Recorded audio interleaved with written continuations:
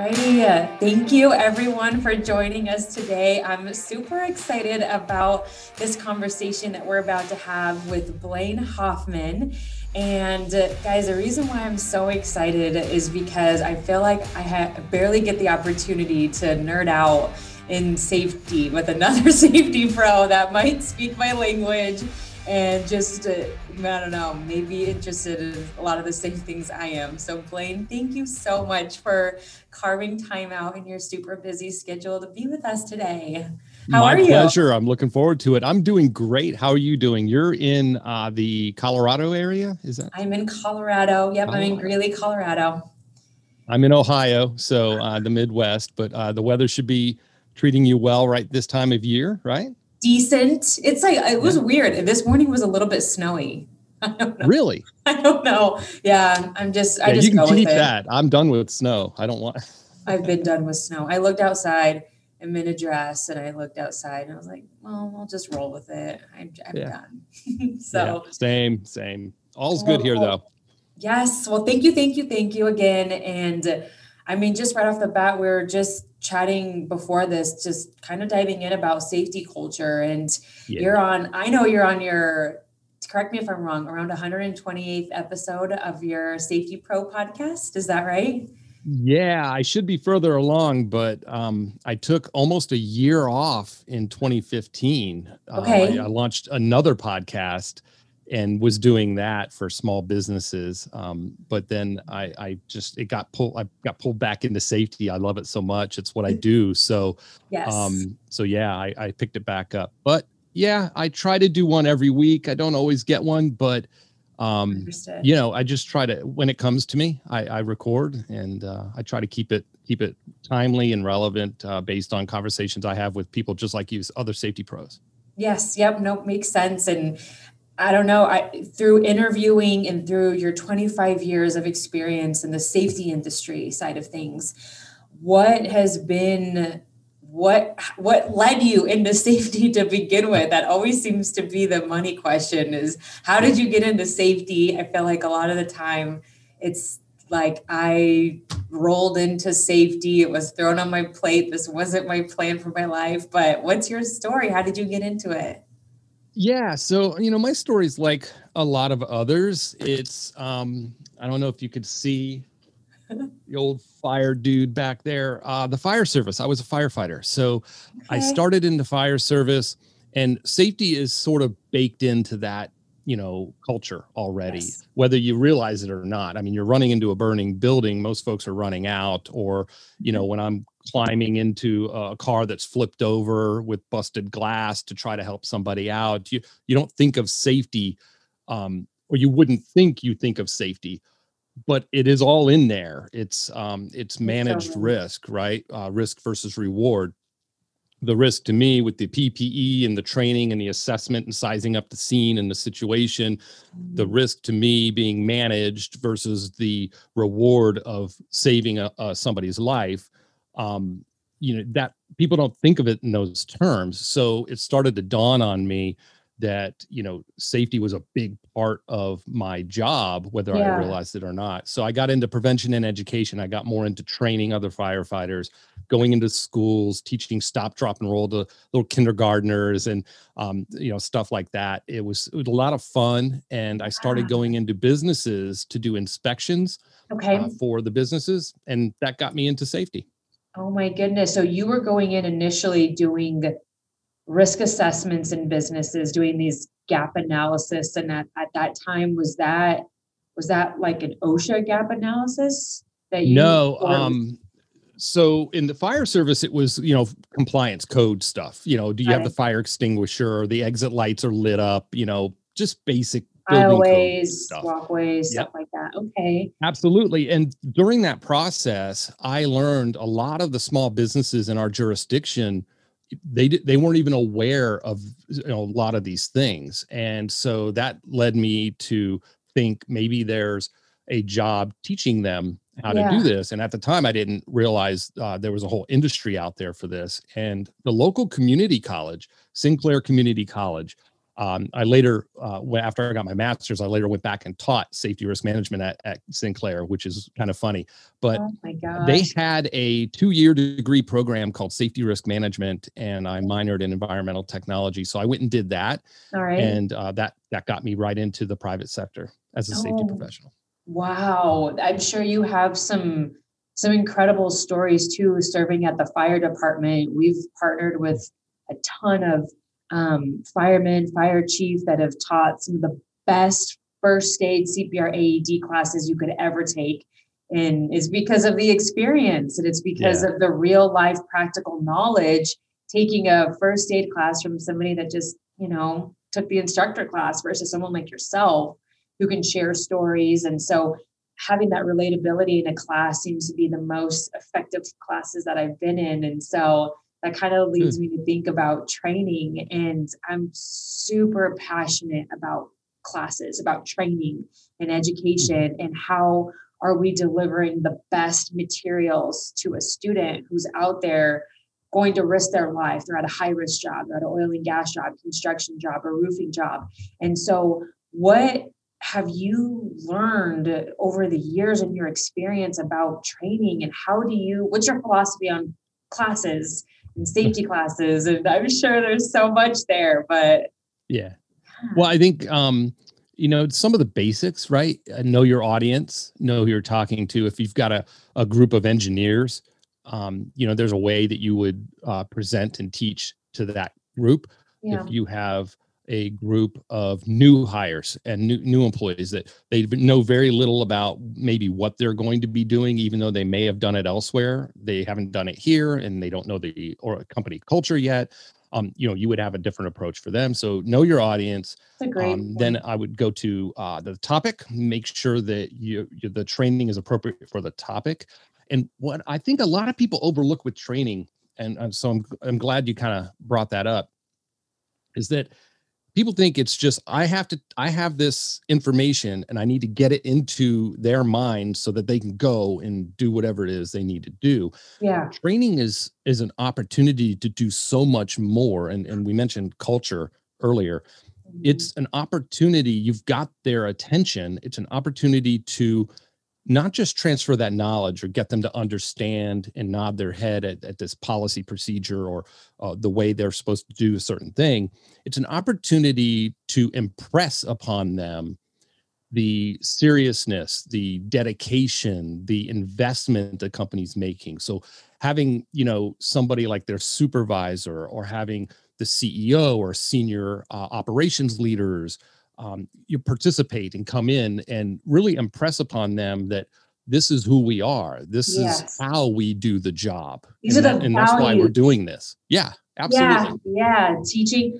Oh my gosh. I could talk all day about this. Is just, not just teaching the OSHA regulations or any regulation for any company. Hey, these are the standards, but what is exactly what you said? What does this company stand for? And what do you expect out of me value wise? And something you said made me think of this, just having the supervisor or the CEO involved. I realized early on, after doing it the wrong way, after leading safety meetings the wrong way, I realized when I bring the leadership team and I involve them in the safety meeting, and I have a supervisor speak, I have maybe the foreman scattered out, and I break everybody into groups, and every foreman is responsible to lead a group. I give responsibility there, or I'm having the CEO talk about something that impacted his life or her life and in a safety way last month. And so having seen that shows more about safety than any regulation. I agree with you. And so have you ever been in this? Well, I shouldn't say have you. When you've been in situations working with companies that their safety culture is non-existent, let's say. So the client that you've had where their safety culture is non-existent, but let's say the leadership team wants to do the right thing and they've called you in. Walk me through what that journey looks like with you and a client. If it's a small business, and kind of like you said earlier too, is they simply they don't know how to get in compliance. They kind of know what to do, but they kind of don't know. So how do you shift Yeah. the safety culture that way? So that's tough. And I've had a couple of instances when I was doing consulting for a little more than 10 years. I always say there are two types of clients. There are clients that need your services, and there are clients that want your services. The ones that call and say, I need your services, it's usually because they got a citation, they had a horrible incident, and in order to get out of certain hot water, they're going to go and hire a consultant to come in and help them get through this thing. And so that's probably going to have a short-term gain. Long-term, typically in my experience, doesn't work out too well. The ones that call and want your services, they're saying things like, we're not happy with the way things are going. We're not happy with the incidents that we're having. Nothing's happened yet, but that keeps me up at night, and we want help. Those are the ones, like, that's the unicorn, right? Oh my Those are the ones gosh. where you're like, yes, we can work together. So for me, safety culture, I mean, everyone kind of goes back and forth on like what the definition of culture is. And me, I just have my own in my mind. Our culture in an organization is just a set of shared beliefs that you can see in through their behaviors. So shared beliefs, and that's a common set of beliefs. So building on that, I make this analogy when people say, how do we build, and improve our safety culture? I'm like, well, one, you're putting the word safety in front of culture like it's a separate thing. You already have a culture, right? Whether you realize it or not. You may not like it, but you have one. The analogy I like to use is health. When you say, I don't like the culture of our company, what you're saying is, I don't like the health of our organization. And what do we know about your health? I make this analogy. If you want a healthy lifestyle, if you want to be healthy, we know that you're not going to just go on a diet for 5 days. You're not going to just cut out carbs for a week. You're not going to take a 1 week yoga class, sign up for CrossFit for a month, do a short-term program. Yeah. Right. Yeah, you're going to end up with a yo-yo diet. You're going to end up with inconsistent results, and you're going to go right back into your old habits. So if you want to improve organizational health, you have to start with the basics. You have to have a good, solid foundation. And just like my personal health, if I'm eating junk food and fast food all day, it doesn't matter if I'm running 15 miles a day. I'm going to have a caloric plateau that I hit. I'm not going to lose any weight. I'm not going to get any healthier, right? I'm going to hit a ceiling. You have to fundamentally change the foundation of your health. And so with safety, I always go back to the basics. People, they look big picture and say, I want employee involvement. I want people to make suggestions. I want people to get involved. I want to eliminate incidents and accidents, but yet they never say anything about what mechanism do you have in place for employees to report a hazard? Do you have enough maintenance staff to track equipment PMs and prevent breakdowns and breakage of equipment? Do you have a quality team that is dedicated to root cause for problem solving and stopping, quality issues, and how can we integrate those problem solving skills? What if PDCA, all the things that quality teams use those for safety issues and steal from them?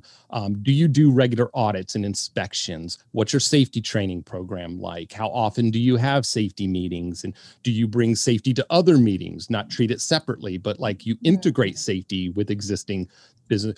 Those are the everyday basic foundational elements that if you start beating that drum consistently every day, the basics, that provides that solid foundation upon which you can add another layer and another layer. People want to go right to the top layer, and they've got this house of cards, and it's flimsy and it falls apart, and they wonder why. So to me, it's literally safety 101. It's the basic fundamental elements of safety that you have to go back to and start from there. I have So, never heard it said like that before. yeah, The analogy to health and yeah, focusing on the basics. And what I hear you saying is that, a lot of the times companies are asking for this end result, the end yeah. result, the end result. Same thing in health. I want to lose 10 pounds. I want to lose 20 pounds, whatever it is. But we're not looking at the daily Yeah. habits that have to be daily to get you there. And a gap assessment does this, right? If you think about it, Yeah. you're right. Folks want to manage from where they wish they were, and you have to manage from where you actually are. And that is a Correct. gap assessment. So what is the gap between where you want to be and where you actually are today? And you need somebody objective to come in and do a no crap assessment of where you currently are today, and you manage from there. You don't manage by results, right? By objectives. You manage from where you are, and it could be a pretty big gap. It could be a very small gap, but Mhm. you have to know where that is. And that's why you go back and start with the basics. Mhm. How do employees participate now? What's your orientation process like? What's your management culture like? Have you done any kind of leadership development and effective communication with your managers and supervisors? What's your disciplinary action history like? Do you issue disciplinary action, and what's the most frequent? I'll give you a quick story. Yeah. This was a manufacturer that it was a union environment, and they had a lot of disciplinary actions and grievance hearings and things like that going on. And there was one where the associate got a laceration on the hand. I tell this story to most people because it's a great example.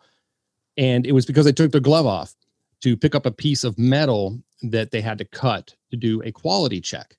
Okay. They knew, the workers know, all the workers on this line know that the gloves they were given, the leather gloves, you cannot pick this piece of Can't pick it metal up. up wearing those gloves. So supervisors and managers, they all know this.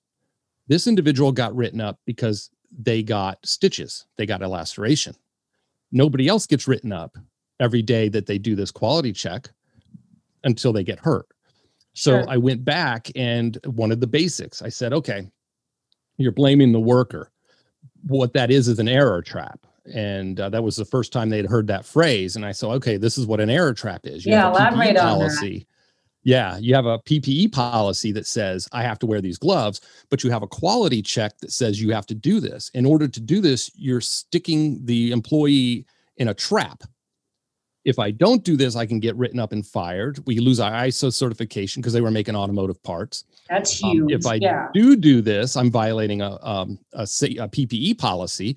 So they make a decision, and 9 times out of 10, they're making it in the best interest of the company. Sure. Best intentions. I'm not as likely to get cut than I am to get written up for skipping this quality check, because quality is everything, right, Yeah. to this company. So they already had a culture. So I had to explain to them like the trap they put the employees in. So they did a PPE assessment. They trialed a bunch of different gloves. They got a manufacturer to come in to their site, and they had issued new gloves that had the dexterity, same cut level as the leather gloves. And they were able to do all of those tasks without taking the glove off. One of the engineers, one of the line workers actually had an idea to have a little metal rocker that you push down, and it under the table, and it pops that little piece of metal up so they can grab it easier. So they did a combination of things. And so we did root cause analysis, basic problem solving with the quality team, stole their lean training that they did with their quality team to find quality problems, and applied it to safety problems. And started an A3 process with them, got a safety committee started.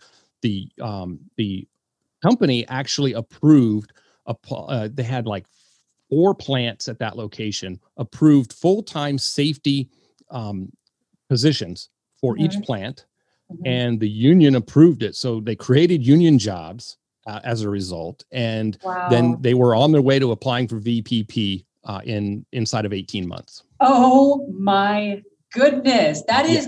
That would be a huge accomplishment in commitment, like the commitment a VPP just is incredible. I would love and they knew when they reached out, they knew they weren't happy with the way things were going. But remember, it goes to those basics. And then, so when you start asking all those little questions, how often do you do audits? Do you do inspections? What's your equipment maintenance like? What's your, all these little basic things. And they're like, what the heck's that got to do with, we want a great safety culture? And I'm like, that's how you get there. Daily. I'll go back to something you said that blew my mind was, and you almost answered it, but I want to elaborate on it, was you were talking about if a company wants to take their safety program to the next level. And let's say that they're, you said one of two customers, they're the ones who want it. They want to go to the next level. And you're asking, all right, well, we need to see what your daily habits are, or let's see what your daily practices are, your current culture.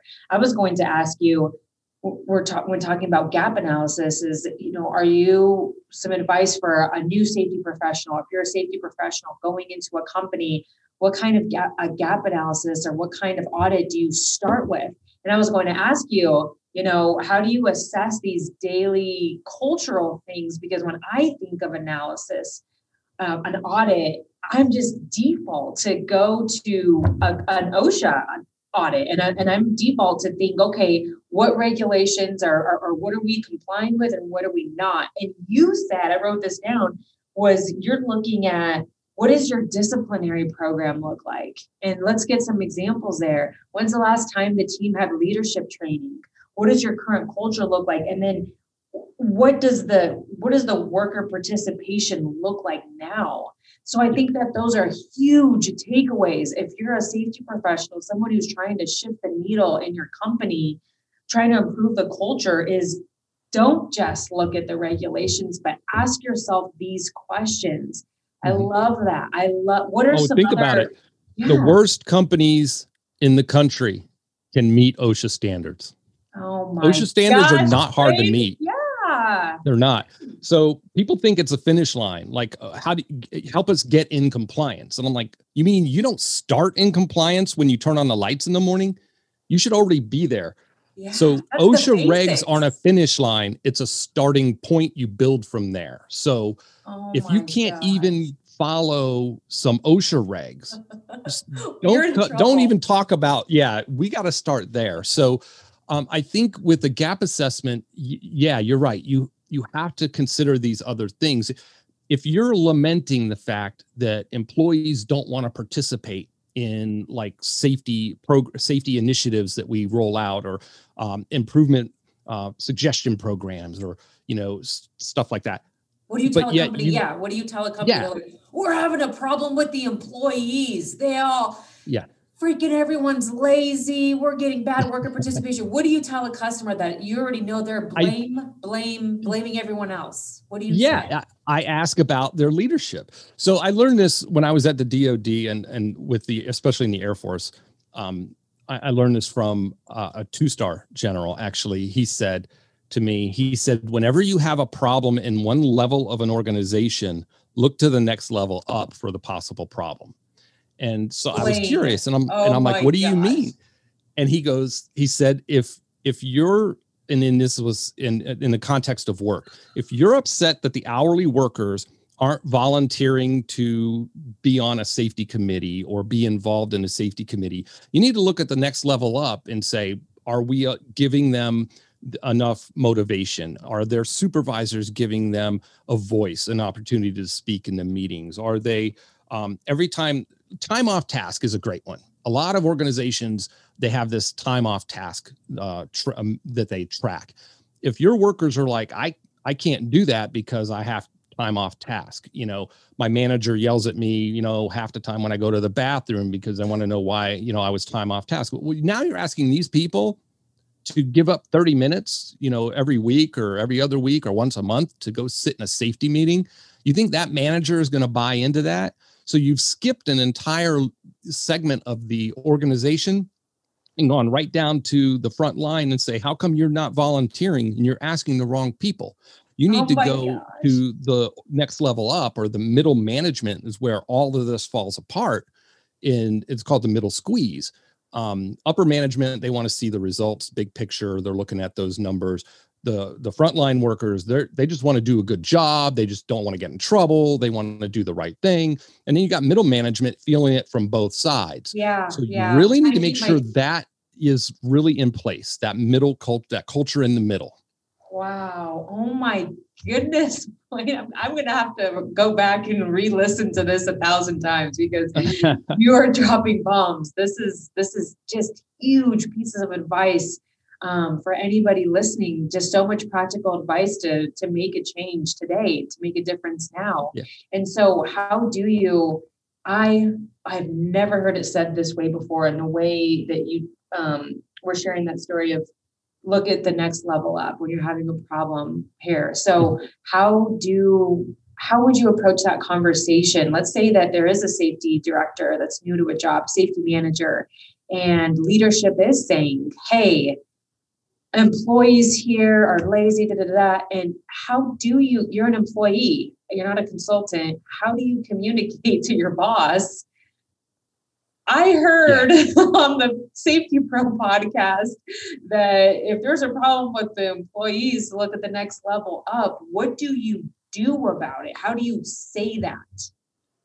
So it's really hard for employees, obviously, to speak up. So you need to have, in every organization, you got to have a corporate sponsor, right? And this is a phrase that I've used in the past. If you don't have a corporate sponsor, somebody above you, that's advocating for you that you can go to, that then that's really difficult. It's really hard for an employee.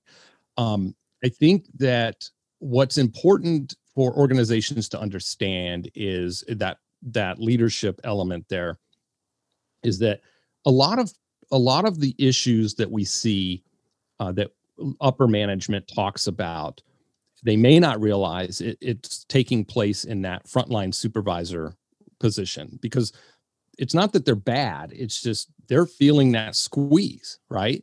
And they're trying to get production. So I think what's important when we talk about, okay, we want to see, more employee involvement, but then the frontline supervisors aren't allowing them to participate.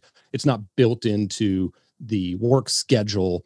The work schedule is so tight, so it's not even them. They're reacting to something. So let's say you go to that level and you interview them and you talk to them and get their feedback, and they tell you these things. There's no time. I'm written up and my performance is evaluated based on this, that, and the other. So that's what I drive. That's what I focus on. Then you go to the next level up, right? So now you've uncovered another problem. So what eventually happens is you end up going as far as you can go in the organization at that location. So another good trick for you to do is when you're having engagements like this with organizations that want to improve, another thing you want to look at is you want to look at roles and responsibilities, job descriptions, not the ones they post on Indeed or out there on the internet, Recruiter, whatever, ZipRecruiter or whatever they are now. That's how old I am. I use Indeed. Indeed. Yeah. Okay. So you look at roles and responsibilities as they're written for internally, right? Okay. That'll tell you everything about their culture, about what's driving that manager, their behavior, right? Oh, wow. And if you see nothing in there other than foster a culture of safety, what in the heck does that mean? What does that even mean? They don't even know what that means. No. And so when you see those, but then you see must maintain a quality rate of 2.5. It's like, then it starts getting all specific. I'm like, okay, that's what they value. And that's the culture they have. And it's not wrong. It just tells you where you are. So what you have to do is you have to make sure, and I've done this, and I have an example, I can send you actually an example of roles and responsibilities for every position in in a generic organization, from the VP, president, CEO, all the way down to an hourly worker, how we can write safety in measurable, observable terms. And the example I like to give is, we do this in training too. We say, we'll write a policy that says for forklift operators in a warehouse, must operate powered industrial trucks in a safe manner. I'm like, what does that mean? Yeah. How would I know if I'm watching you, you're operating it in a safe manner? And then they should be able to tell you, oh, I stop at every intersection. I look both ways. I honk the horn. I make eye contact with it. I'm like, well, then you have to write that in the responsibilities. Must stop at all, intersections, because that's how I can tell. You can't just tell somebody operate safely. You have to define it for them. So if we say you must foster a culture of safety as a supervisor, you have to write some specifics. Must have one person on your team each quarter rotate on the safety committee. That's how I know you're fostering a culture of safety, that you're making sure you have somebody on the safety committee on your team, that you're giving them 30 minutes, must allow them 5 minutes prior to their shift to do a 5S audit. If you're failing on those, you're not fostering a culture of safety. So now I can measure you, and they will respond to that if you write it in those terms, because you've written the other stuff in those terms. The specifics of the technicalities of the job. But when it comes to safety, everyone's perspective is different. I mean, if you were to read anything, perform anything, but if it's specific, it's measurable is what I hear you saying. And when it's measurable, it's practiced, and there's documentation and real life. Think about this. Because what I said at the beginning about going back to basics, if I were to ask an employee in that organization that has those well-defined, they change them when they need to change them, but it's that daily standard work that's well-defined. If I ask an employee in that organization, does the employer care about safety? And like, oh my God, it's like, my supervisors always start with a safety message. We have to do our pre-shift 5S check. We're on the safety committee. The plant manager and the VP of manufacturing comes out and does their weekly Gemba walks, and one of us has to go along. They can tell you specifically all of the things that we do. It's just natural to them. It's happening every day versus the other one where they're like, don't get hurt. They can't tell you. Right. So you want a good safety culture, you have to go back to the basics. You have to do this daily standard work, this grunt work almost every day, over and over. You can't stop it. It doesn't end.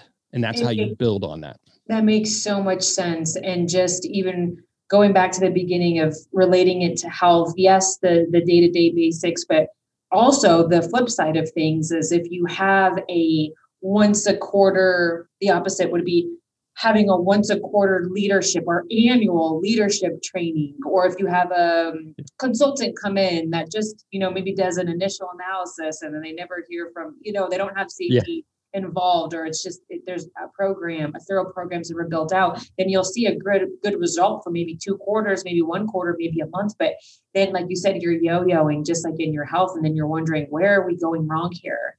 And so this might be hard to answer because there's probably a million answers that come to your mind, but I just want to hear from you is working with so many different companies, different cultures, different industries.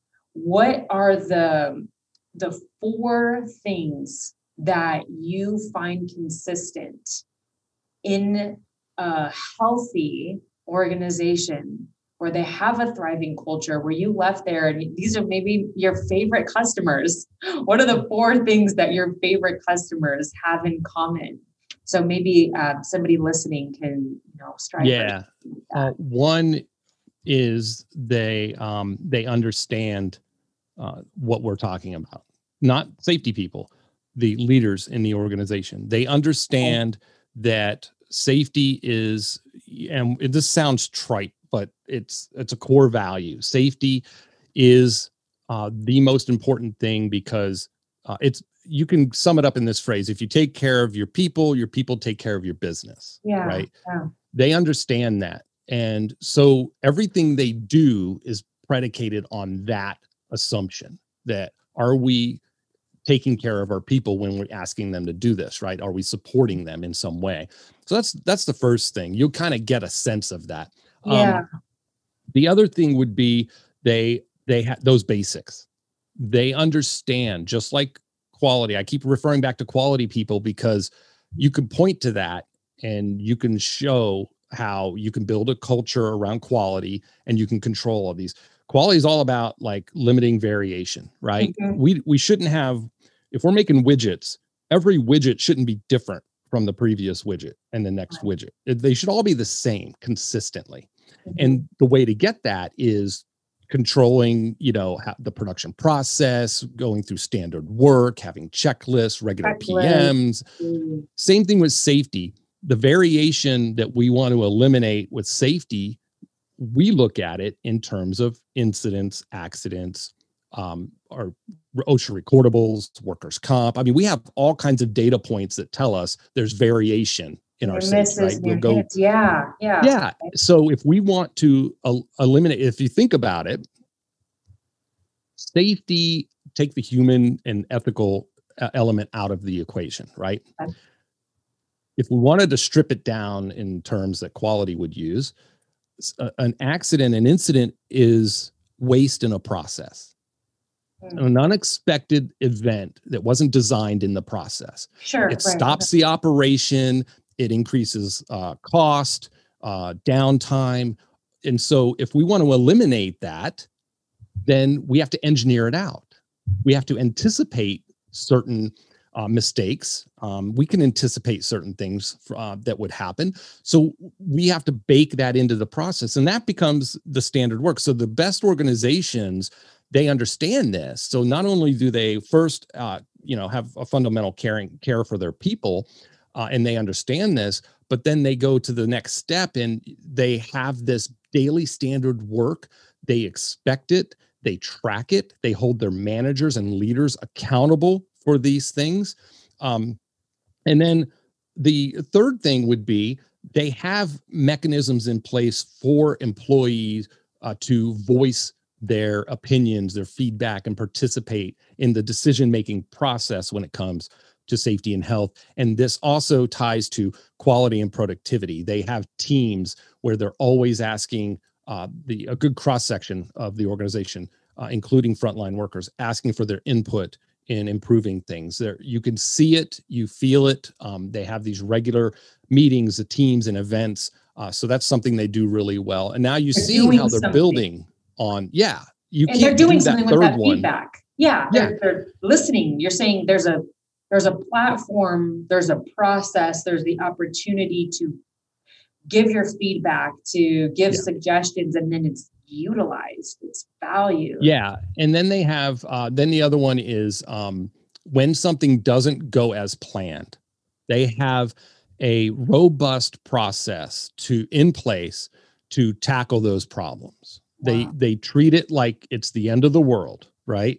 Like an accident, or what do you mean? Like if near miss incident, whenever something doesn't go according to plan, an unplanned event, an accident, an incident, even near misses. And the best ones would treat near misses like an accident, right? They deep dive that. They have Kaizen events. They pull a team together. They go and tackle root cause. There's no, employee error as a root cause. They don't blame an employee. If they understand drift and error traps, operational drift and error traps. And so they know that an employee making a decision or skipping a step or forgetting a step is natural. It's human to err, to make a mistake.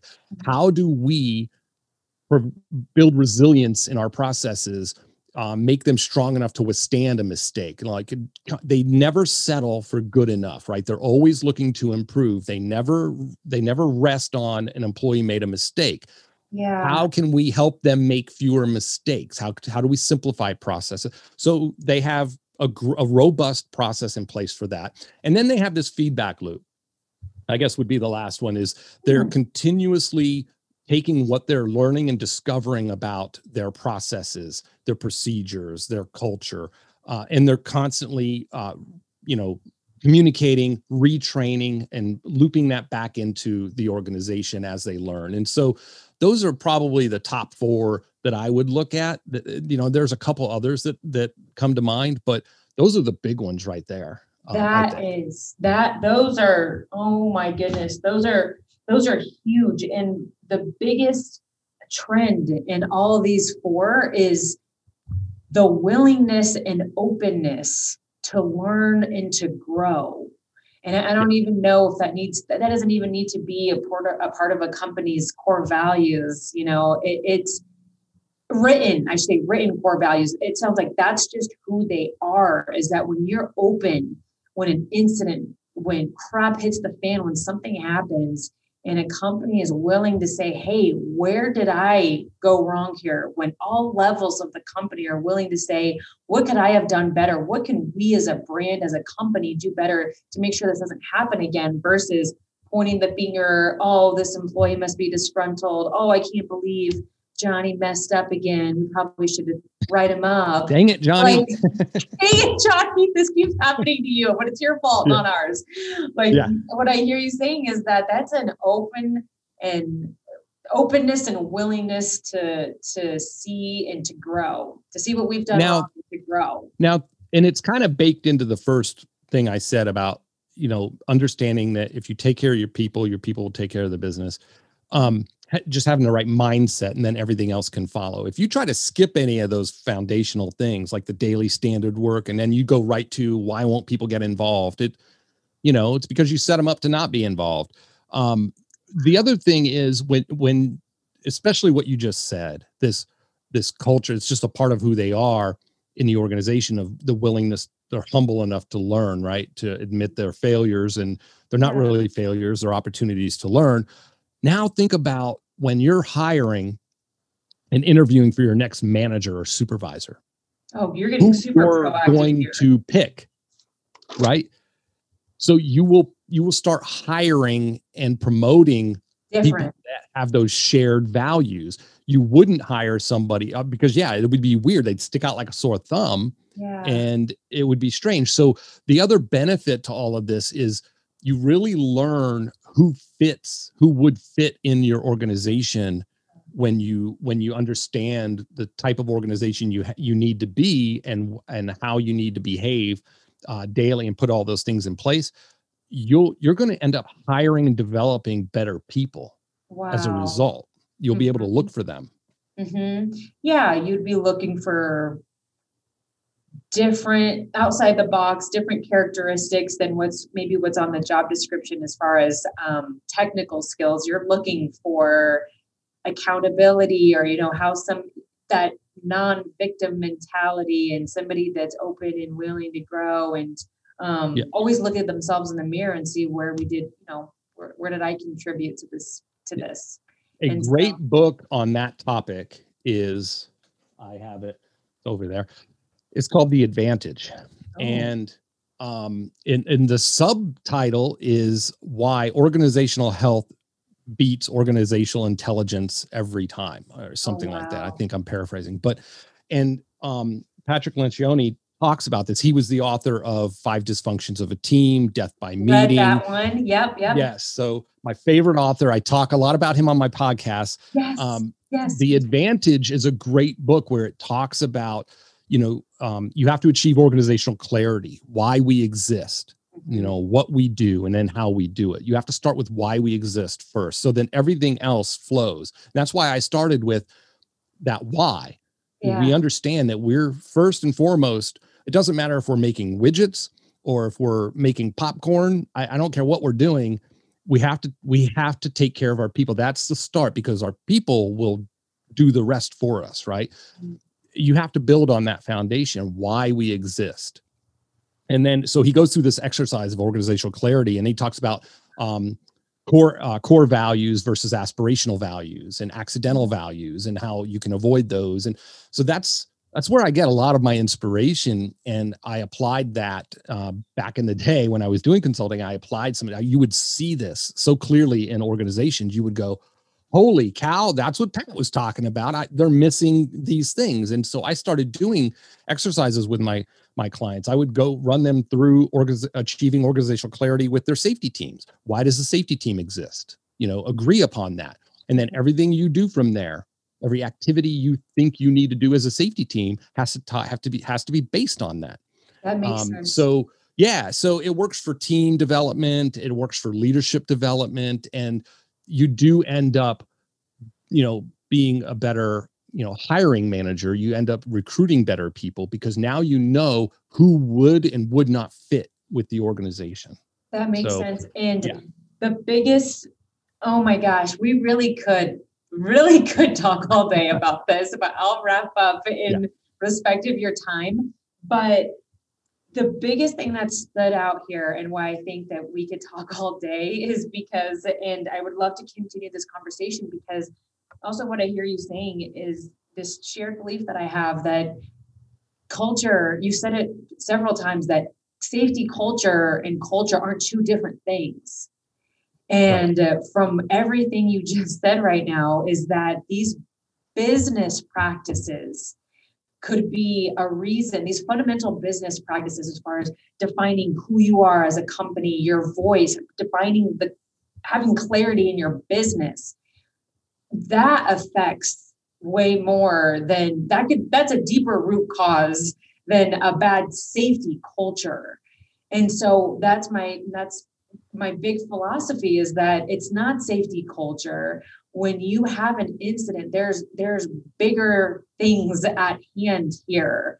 It's not singular. There's a culture problem. And when we have a great culture, it's just, so that's I think a huge takeaway for safety professionals, for anybody listening today, is that you can't separate the two. You can't separate culture and safety culture. And there's so much more to a safety program than OSHA regulations, by any regulations. You have to think about all the way to your day-to-day practices, to your hiring process. What kind of people are we bringing on? There's so much to unpack here. I'm sure people will be listening to this one over again, because there was a lot of great advice that you gave. So well, it was fun to talk about it. I like to nerd out too, and it's always good to talk to a colleague and just share thoughts and ideas. So it was a great time. I appreciate you having me on. Yeah, absolutely. Well, I would love to continue the conversation in a few months if I can get on your calendar. Absolutely. We'll do another one. Yeah. Okay. All right. I would love to. Thank you again. And if you have, if anybody would like to reach out to Blaine, we'll be linking up his social media to his SafetyPro podcast, and how you can be in touch with him as well. So thank you so much for listening. Thanks. Thanks. Thank you.